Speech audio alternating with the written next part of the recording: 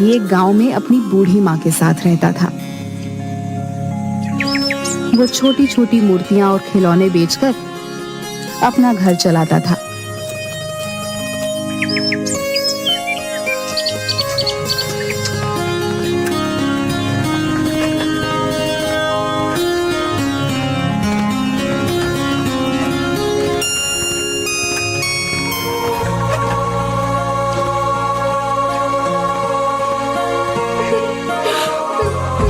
अरे माँ, क्या हुआ?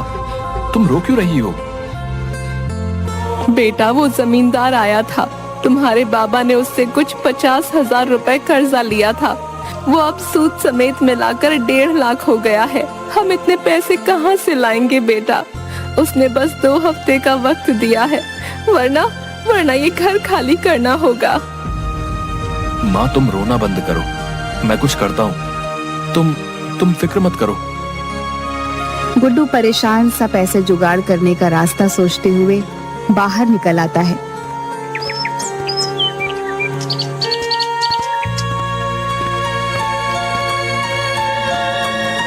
तभी घूमते हुए उसकी नजर एक बड़े से पोस्टर पर पड़ती है। 10 दिन बाद जयपुर शहर में मूर्तियों का एक एग्जीबिशन होने वाला था। उसे एक उम्मीद की किरण नजर आई।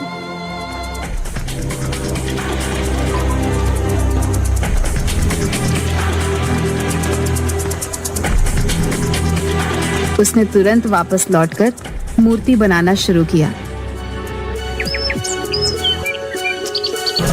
और 9 दिन की मेहनत के बाद 10वें दिन मूर्ति लेकर एग्जीबिशन में पहुंच गया। देखिए सर, ये मेरी सबसे कीमती मूर्ति है। और तुम्हें लगता है ये मूर्ति एग्जीबिशन में रखने के लायक है? पर क्यों सर, क्या हुआ? कोई कमी रह गई है क्या? कमी? गुड्डू, तुम इसे मूर्ति कह रहे हो? ये मूर्ति कहने लायक ही नहीं है। मिट्टी का कबाड़ है, कबाड़। सर, ऐसा मत कहिए। इस मूर्ति को बनाने के लिए मैंने बहुत मेहनत की है। इसे मेहनत नहीं कहते गुड्डू। ये मूर्ति एग्जीबिशन में तो क्या, कहीं पर भी रखने के लायक नहीं है। ले जाओ इसे वापस।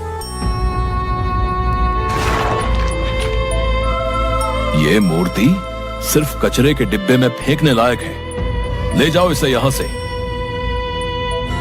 गुड्डू की आंखें भर आई।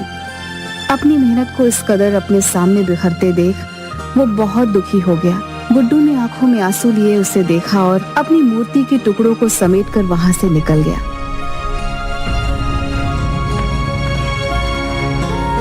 उसके जाने के बाद करण शिंदे खुद से ही बात करने लगता है। सपने हैसियत देखकर पूरे किए जाते हैं, और तुम्हारी इतनी हैसियत नहीं कि तुम इस एग्जीबिशन में अपनी मूर्ति रखो, समझे? चाहे कितनी ही खूबसूरत मूर्ति बना लो, गरीबी तुम्हें कभी ऊंचा उठने ही नहीं देगी, और मुझसे आके तो तुम कभी नहीं निकल सकते। गुड्डू रोता हुआ बाहर चला जाता है और सोचने लगता है कि अब वो क्या करे। वो माँ से वादा करके आया था, वो पूरे पैसे लेकर आएगा। अब वो माँ को क्या जवाब देगा?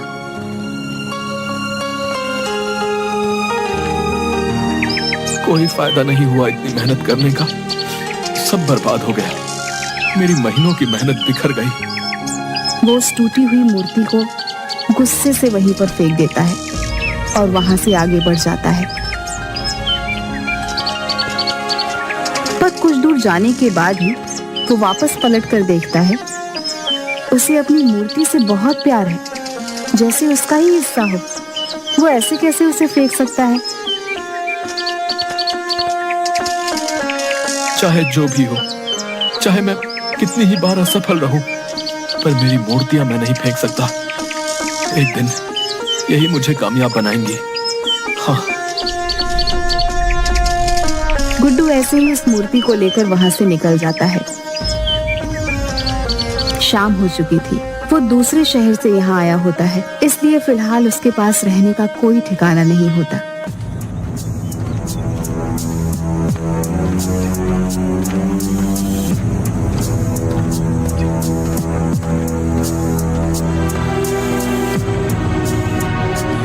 गुड्डू बहुत थक गया होता है, इसलिए वहीं बेंच पर पीठ लगाकर एक झपकी लेने लगता है। गुड्डू काफी देर